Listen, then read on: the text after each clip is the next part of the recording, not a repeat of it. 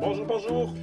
Aujourd'hui, on est nouveau une magnifique journée qui s'annonce et nous avons décidé de vous parler un tout petit peu de où on en est avec notre autonomie, qu'est-ce qui se passe un peu chez nous.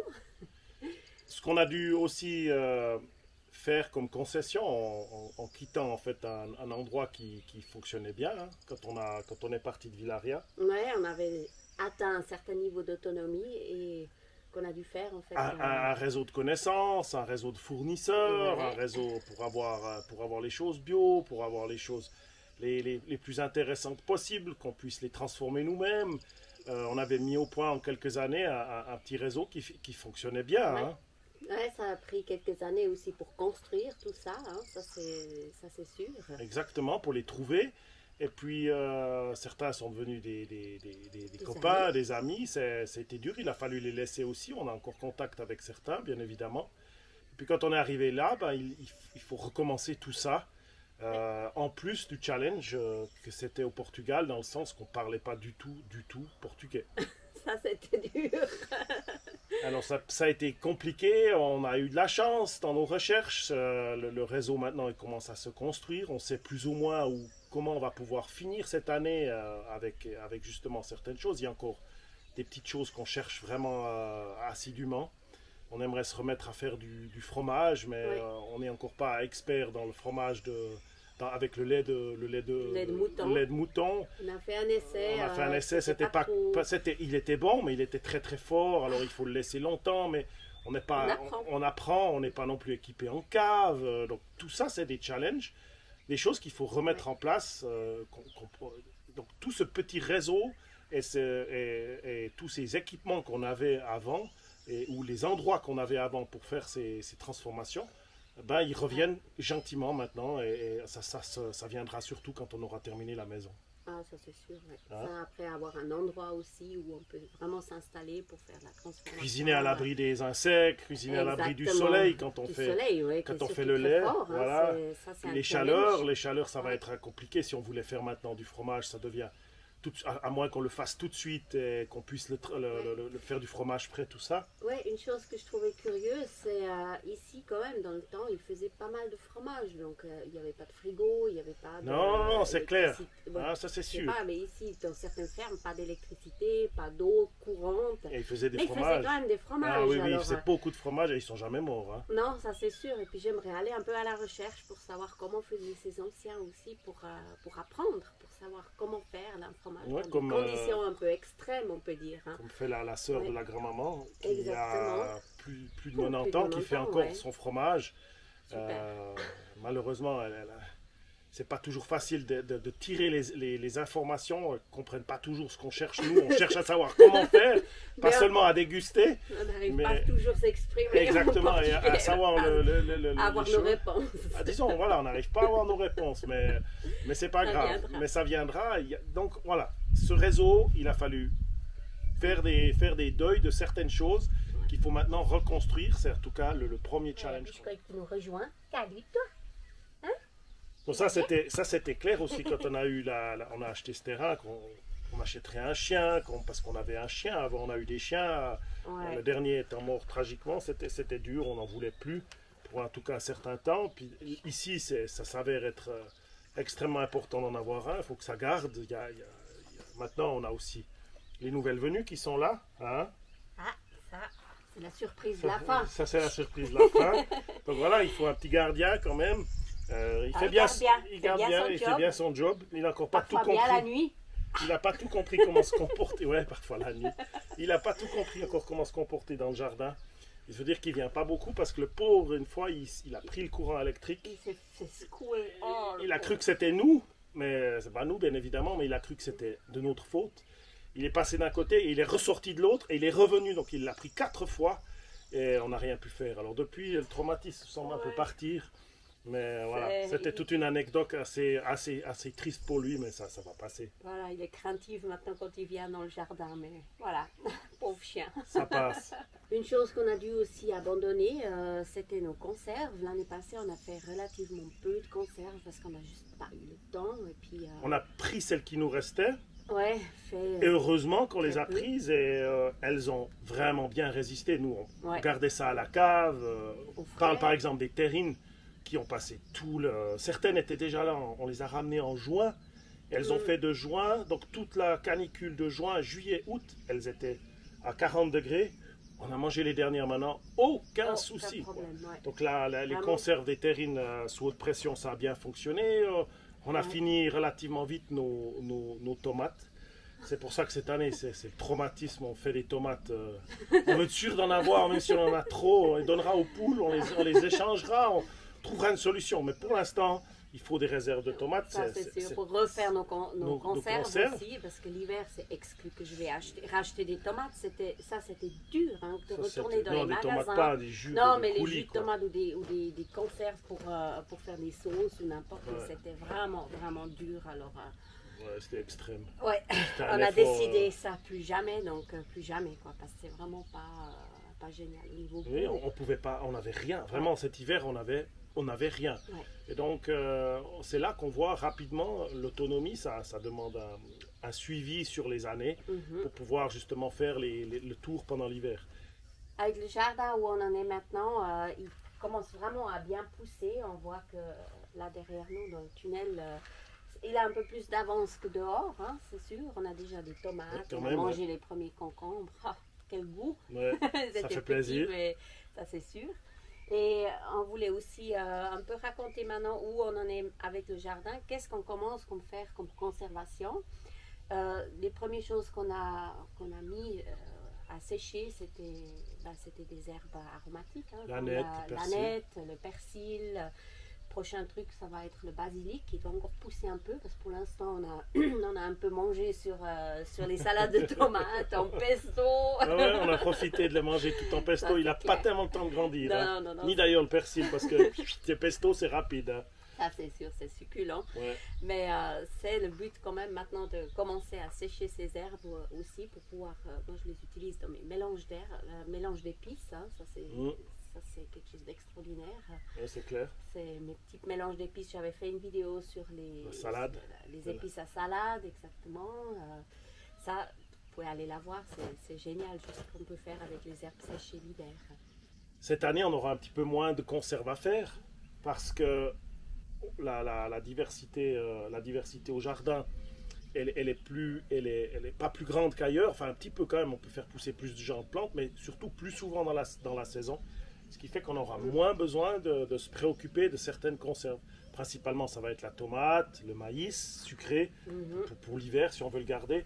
Et le reste du temps, le jardin, il fournit très tôt et très tard certains légumes que j'aurais même pas pu imaginer. Comme planter les voisins plantent des haricots en septembre ou même octobre. Et ils ont des haricots à Noël, je veux dire, ça c'est pas quelque chose que j'arrive à concevoir. Les pommes de terre, hein. Et les pommes de terre, enfin vous avez vu l'année passée, je les avais plantées très tard, on aurait pu le faire beaucoup plus tôt, en septembre sous les oliviers, et ça aurait été extraordinaire. Enfin bref, c'est clair que c'est un apprentissage maintenant qu'il faut qu'on mette en place comment gérer ce jardin. Là on est humble devant, quand on nous explique quelque chose, de la manière dont ils ont géré leur jardin, c'est extraordinaire. Moi, j'écoute. J'essaye toujours d'écouter et de bien comprendre ce qu'on me dit quand il faut que je fasse quelque chose. Des fois, j'interprète et je ne comprends pas exactement. Juste, je me fais gronder après derrière. Mais pourquoi tu n'as pas fait? Je t'avais dit. Mais parce que j'avais compris, mais je n'avais pas compris qu'il fallait le faire juste maintenant. Alors maintenant, j'essaye d'être beaucoup plus clair quand on m'explique quelque chose. Je pose les questions jusqu'au bout pour que je sois sûr que je prenne la bonne marche. Et enfin, ça va mieux fonctionner. Donc, le jardin, c'est aussi un apprentissage et c'est un outil supplémentaire qu'on a cette année sur la durée de l'année pour notre autonomie. Une inconnue, c'est encore l'été parce que maintenant le soleil il commence à être fort. Hein, on est au mois de mai, début mai. Ouais. On sent que le soleil, la journée, c'est vraiment très très fort. Donc on n'ose pas trop imaginer juin, juillet, août. Oui, août, on a vécu l'année passée, mais juin, juillet, ça va être... un challenge pour pas que les légumes brûlent, notamment dans la serre. Hein. Oui, on va devoir faire des ombrages. Ouais. On a déjà planté les poivrons. On nous a dit de les mettre à semi-ombre, voire ombre. Donc j'ai beaucoup planté sous les oliviers que j'avais par ici. J'en ai mis quelques-uns au soleil pour voir, parce qu'on m'a aussi dit que ça tenait, mais les tomates, il faut laisser plus de feuillage, on en a parlé. On va ombrer le sommet de la serre. Ben, ça, c'est encore un challenge, parce qu'on ne sait pas trop comment le faire. On en a décidé, on va agir maintenant. Et puis, parce que dès le juin, dès mi-mai, le soleil va être trop fort pour la serre. Donc ça, et puis bien évidemment, pour l'eau, il va falloir descendre la voilure du jardin, c'est-à-dire qu'il faut faire pousser moins de salade. Les patates vont être récoltées, donc c'est toute une eau qu'il ne faudra pas mettre. Donc il y a aussi l'inconnu, c'est l'eau. Et puis ensuite, ce qui est dans cette transition de cette année, c'est bien évidemment notre sol. La matière organique, si j'avais ce que j'avais avant pour couvrir le sol, j'aurais aucun souci à me faire pour l'eau. Mais voilà, comme tu disais, hier quelqu'un nous dit « Oh, j'ai tondu l'immense gazon, j'ai une immense remorque. » Je lui ai dit « Mais voleur, je ferais n'importe quoi pour avoir du gazon, pour pailler mon sol. » Et là, il faut la faire pousser. Alors, c'est encore une chose qu'on a dû apprendre. C'était facile avant, on n'avait qu'à se pencher pour ramasser des feuilles.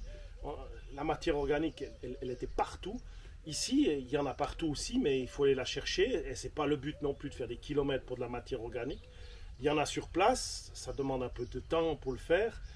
Mais il y en a... Par exemple, pousser l'herbe dans les lignes entre les morceaux. Exact, c'est la matière organique qui est j'arrose, donc de toute manière, il y a une certaine eau, l'herbe pousse, je la laisse bien venir, je la coupe ou je l'arrache pour la coucher au pied des plantes. Enfin, on cherche des stratégies, mais il va en falloir beaucoup plus. Et ça, maintenant, on a compris où on peut aller la chercher, par exemple sous les pins, etc. J'y avais pensé, mais c'est toujours comment il faut le faire, où on peut aller, où on a le droit d'aller. Tout ça, ça demande un certain temps. Et la matière organique, c'est le grand défi de cette année et des prochaines années. Biscoit, nous avons fait encore un pas en avant. Biscoit, nous avons fait encore un pas en avant dans l'autonomie. C'est avec nos tout derniers arrivés qui ont emménagé sur le terrain. Il y a cette semaine en fait.